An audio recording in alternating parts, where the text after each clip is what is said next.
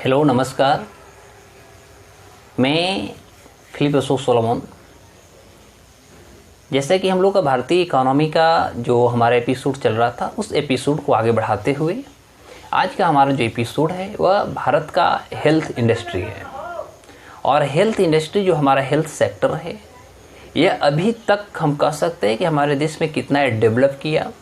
इसमें क्या सरकार के इनिशिएटिव्स हुए, प्राइवेट सेक्टर्स के इसमें क्या कंट्रीब्यूशंस है, ये सारे के सारे एक्टिविटीज़ को अभी हम वर्तमान के जून तक का पूरा डेटा एनालिसिस करेंगे। अभी जुलाई हमारी चल रही है, इसलिए हम जुलाई पे भी चर्चा नहीं करेंगे। जून तक का जो हमारा फाइनल जो सरकार का प्लेटफॉर्मा है कि हमारा हेल्थ सेक्टर कहाँ तक पहुँचा, क्या है, ये सारे एक्टिविटीज़ को हम यहाँ पर आपको रखूँगा। तो सबसे पहले जैसा कि हमें पता है कि अभी भारत सरकार ने जिस तरह से हेल्थ सेक्टर को आगे बढ़ाने के लिए भिन्न भिन्न प्रकार के कार्य किए, जैसे उसमें एग्जाम्पल फॉर आप ले सकते हैं आयुष्मान भारत। हमारे भारत में आयुष्मान भारत वाज इस्टेब्लिश, यानी भारत में स्थापना इसका जो कमेंस किया गया था वह 23 सितंबर 2018 को आयुष्मान भारत किया गया था। हम सभी को ये भी पता है कि Ayushman Bharat is the world's largest government funded health security. तो ये जो है दुनिया का देखा जाए तो दुनिया का सबसे बड़ा जो आयुष्मान भारत है, यह सबसे बड़ा हेल्थ गवर्नमेंट की फंडिंग करने वाला एक हेल्थ प्रोग्राम है, जिसकी स्थापना 23 सितंबर 2018 को भारत सरकार ने किया था। उसके अलावा आप देख सकते हैं प्रधानमंत्री जन आरोग्य योजना। तो इस तरह से सरकार ने हेल्थ इंडस्ट्री को अभी तत्काल में हम कर सकते हैं, एज सुन एज पॉसिबल कर सकते हैं, हेल्थ सेक्टर को एक अच्छा रूप देने के लिए सरकार ने अनेक प्रकार के क्रियान्वयन किया, बहुत सारी एक्टिविटीज़ किए।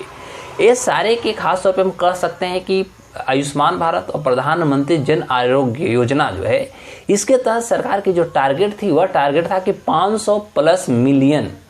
लोगों को इससे लाभ दिया जा सके, लाभ प्राप्त किया जा सके।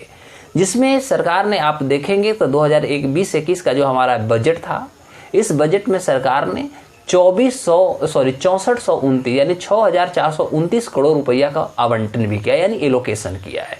तो 6429 crore was allocated in the budget of 2021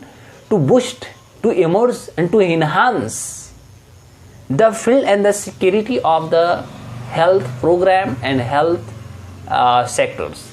तो सरकार ने इसको लेकर के आया। इस आधार पर आप कह सकते हैं कि नवंबर 2019 तक इसका जो हम कह सकते हैं, नवंबर 2019 तक लगभग हम कह सकते हैं 63.7 यानी 63.7 लाख जो लोग हैं, इस तरह के प्रधानमंत्री जन आरोग्य योजना के तहत वो फ्री में कह सकते हैं उनको ट्रीटमेंट किया जा चुका है, उपचार किया जा चुका है। तो एक आप कह सकते हैं ये बहुत बड़ी एक अचीवमेंट होती है जिस तरह से हमारे देश की हेल्थ सेक्टर है। क्योंकि इस देश में पूर्ण रूप से यदि देखा जाए तो 2-4 ऐसे सेक्टर पर यदि सरकार के ध्यान दे दी जाए और एक ईमानदारी पूर्वक यदि उस पर एक्टिविटी की जाए, तो मुझे लगता है कि हमारे देश की जो अर्थव्यवस्था है, हमारे देश की जो विकास करने की जो एक लक्ष्य है, उसमें हम कह सकते हैं कि कहीं ना कहीं इसकी एक बहुत बड़ी कंट्रीब्यूशन हो सकती है, लाइक एजुकेशन, हेल्थ, और तीसरा जो होता है हमारा एम्प्लॉयमेंट। तो यदि बाय द वे एजुकेशन और हेल्थ को ही अच्छा कर दी जाए तो एम्प्लॉयमेंट आराम से निकाला जा सकता है, ठीक है। लेकिन सच्चाई ये है कि जब से देश आज़ाद हुई, बस इस देश में इस तरह के केवल कार्यकलाप चलाए गए, बात हुए, प्रोग्राम बनाए गए, योजना आए, लेकिन उसकी सही वे में जो एक उसका एक स्ट्रेटजी होनी चाहिए, जो एक पॉलिसी होनी चाहिए,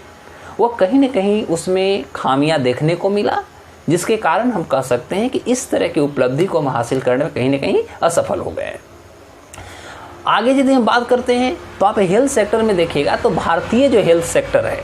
तो भारतीय हेल्थ सेक्टर जो है, इसमें भारत सरकार की जो एक्सपेक्टेशन है वह है 19.57 लाख करोड़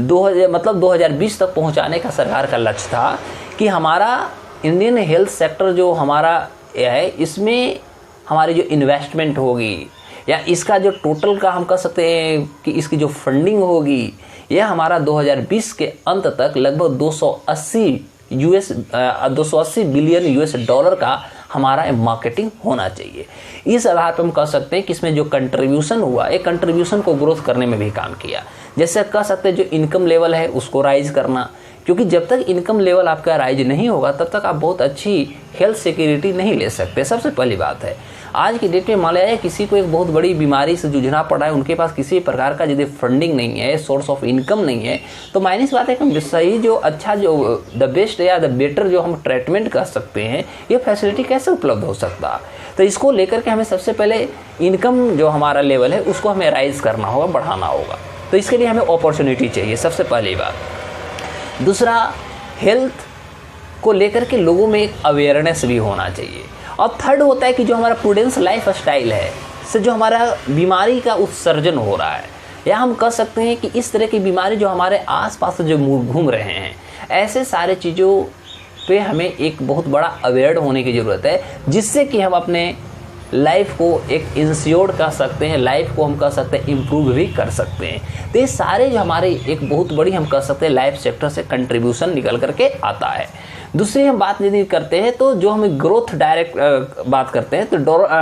ग्रोथ डायरेक्ट जो हमारा प्रीमियम है, इस आधार पे आप देखिएगा तो ग्रोथ डायरेक्ट प्रीमियम जो हमारा इनकम खास तौर पे आप कह सकते हैं कि अंदर जो हमारा रिटेन बाय हेल्थ जो इंश्योरेंस है, यानी इंश्योरेंस के अंतर्गत जो भी हम डायरेक्ट जो हमारा ग्रोस प्रीमियम है उसको सरकार ने आप देखिएगा तो साल बाय साल, ईयर ऑन ईयर कह सकते हैं, इसको मतलब बढ़ाते जा रही है। जैसे पिछले आप देखिएगा तो इसमें हमारा जो था वह 17.16% हमारा था, ठीक है।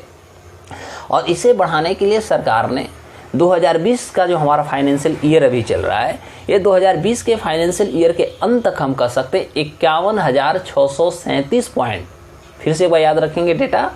51,637.84 करोड़, जो हमारा 7.39 बिलियन यूएस डॉलर में हो जाता है। तो सरकार के वह है कि भाई हमारा जो फाइनेंशियल ईयर है, प्रत्येक फाइनेंशियल ईयर में हमारा जो इसका कंट्रीब्यूशन होना चाहिए, ये हर साल इसका इंक्रीमेंट होना चाहिए, ठीक है। अगला पॉइंट, यदि आप अप्रैल 2020 तक के डेटा देखते हैं तो 2020 तक के आप डेटा देखिएगा तो सबसे पहले हमारे भारत में आप कह सकते हैं नंबर ऑफ जो सब सेंटर जो है, सब सेंटर समझते हैं, मेडिकल का जो हमारा सब सेंटर होता है, प्राथमिक चिकित्सा का जो क्षेत्र केंद्र होते हैं, उस आधार पर भी तो भारत में देखा गया है कि 1,69,031 टोटल हमारे यहाँ सब सेंटर्स मतलब बन के या कह सकते हैं यहाँ तक पहुँच चुका है। नंबर ऑफ यदि हम प्राइमरी हेल्थ सेंटर की बात करते हैं, प्राथमिक चिकित्सा केंद्र की बात करते हैं, जिसको हम PHC के बोलते हैं, तो भारत में अभी 33,987 से भी ज़्यादा हो चुका है। तो इस आधार पे हम कह सकते हैं कि कहीं न कहीं सरकार थोड़ा इस पे अवेयर हुई है, और कोरोना जिस तरह से कोरोना महामारी आ चुकी है, इससे हम कह सकते हैं कि और उन्हें अवेयर होने की ज़रूरत है। अगला पॉइंट,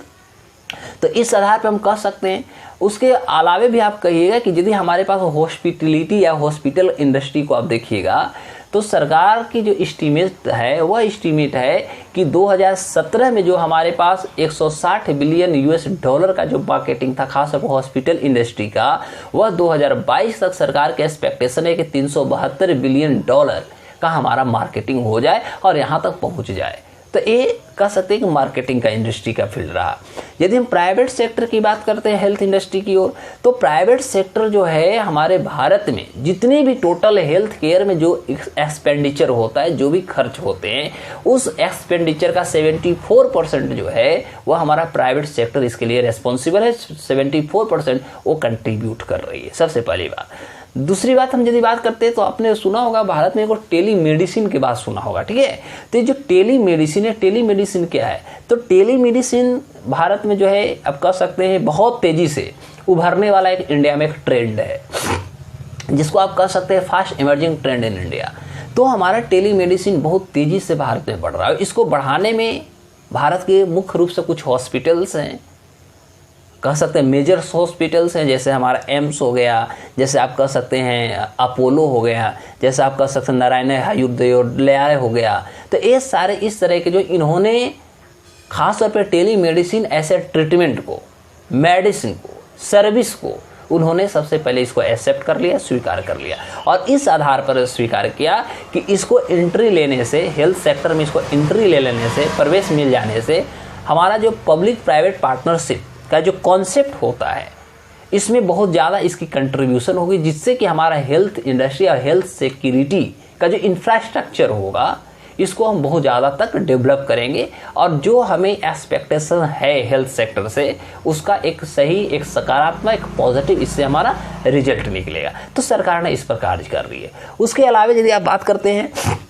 तो आप देखिएगा कि फिर अगला जो रिपोर्ट आती है वो इंडियन मेडिकल टूरिज्म मार्केट का है, ठीक है। तो आप देखिएगा इंडियन मार्केट टूरिज्म मार्केट में देखिएगा तो इंडियन मार्केट का जो हमारा टूरिज्म मार्केट है इंडियन मेडिकल टूरिज्म मार्केट जो है ये हमारा दिन प्रतिदिन बढ़ते जा रहा है। अभी जो इसकी ग्रोथ रेट है वह भारत में 18% है, 18% है। साल बाई साल की बात करें, ईयर बाई ईयर की बात करें, ठीक है। तो हर साल भारत में इंडियन मेडिकल जो हमारा टूरिज्म मार्केट है प्रत्येक साल 18% की गति से कह सकते हैं, स्पीड रेट से कह सकते हैं, ये बढ़ते जा रहा है। और सरकार की योजना है कि 2020 के अंत तक यह हमारा $9 बिलियन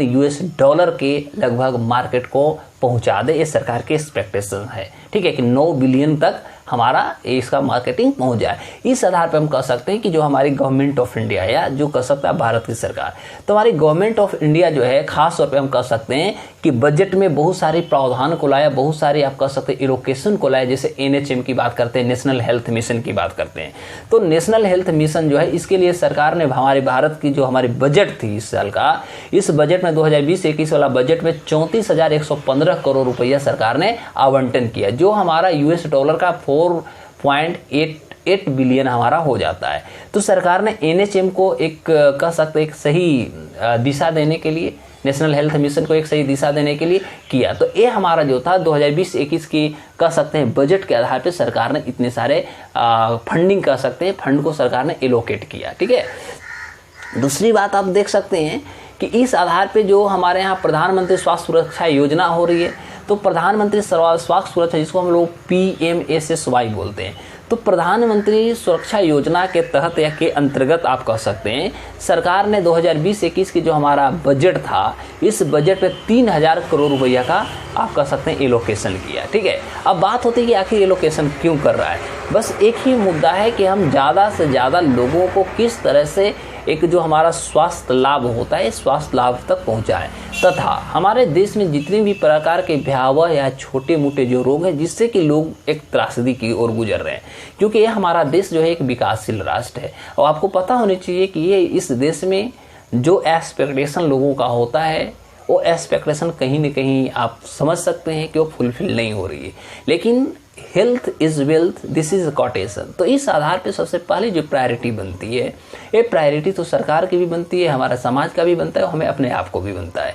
कि हम इसको किस तरह से इस लाभ को पहुंच सके। तो इसके अंतर्गत सरकार ने प्रधानमंत्री स्वास्थ्य सुरक्षा योजना के तहत सरकार ने बजट में 3,000 करोड़ रुपया का एलोकेशन किया, बजट 2021। उसके बाद आप देखिएगा तो 2100 करोड़ जो है मिनिस्ट्री ऑफ हेल्थ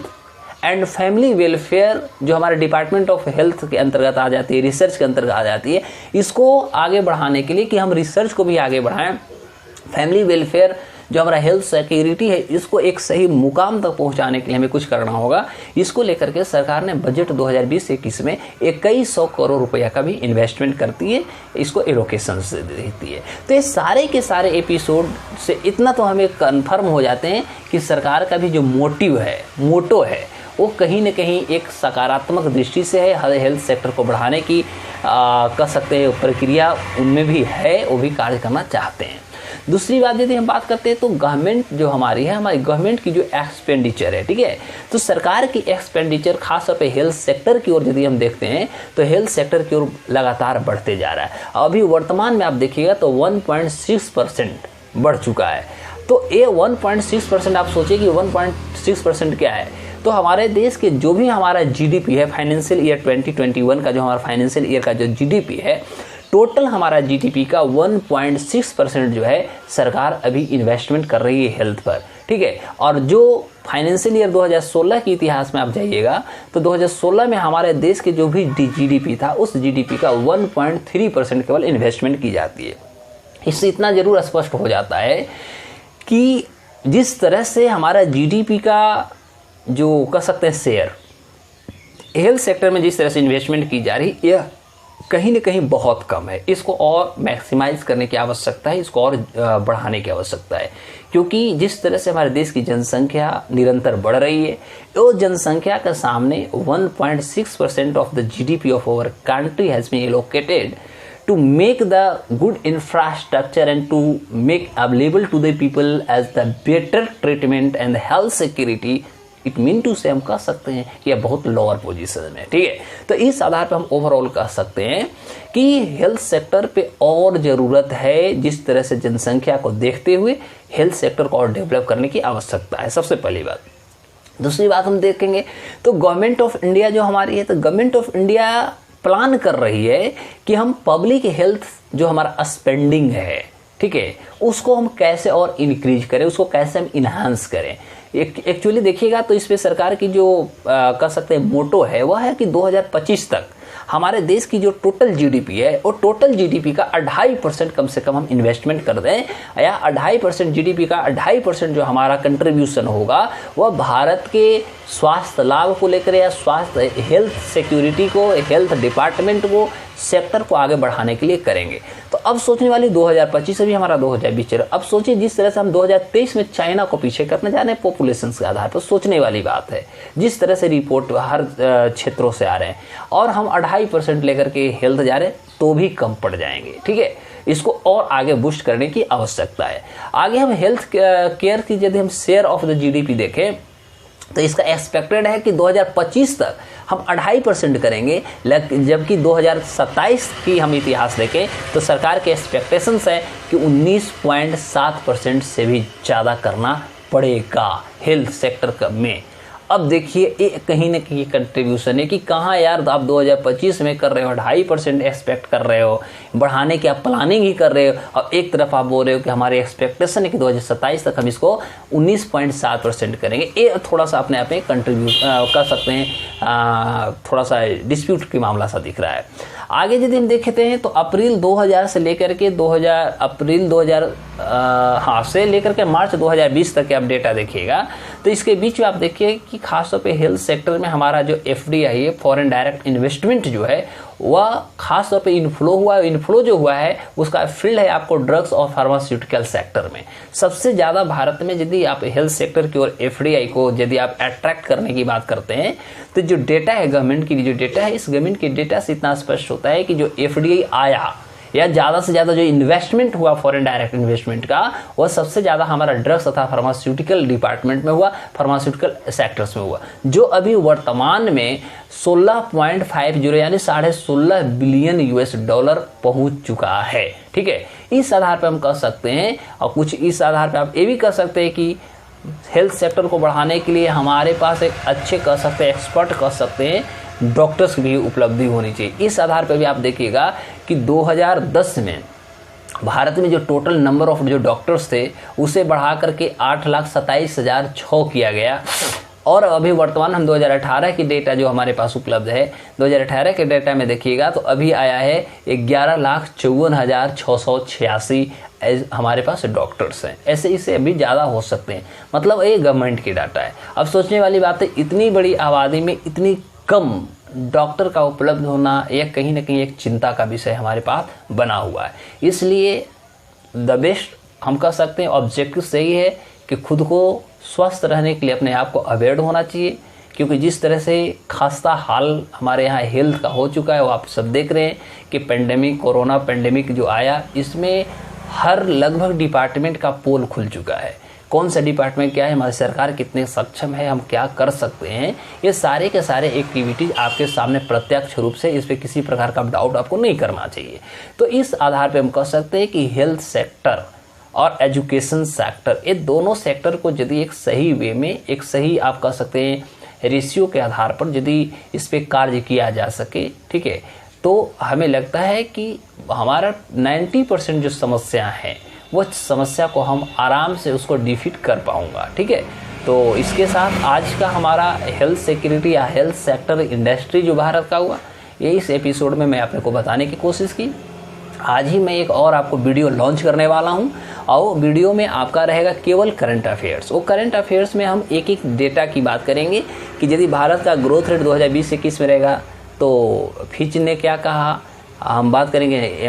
IMF ने क्या कहा, वर्ल्ड बैंक का कितना रहेगा, मतलब ओवरऑल हम कह सकते हैं जितने भी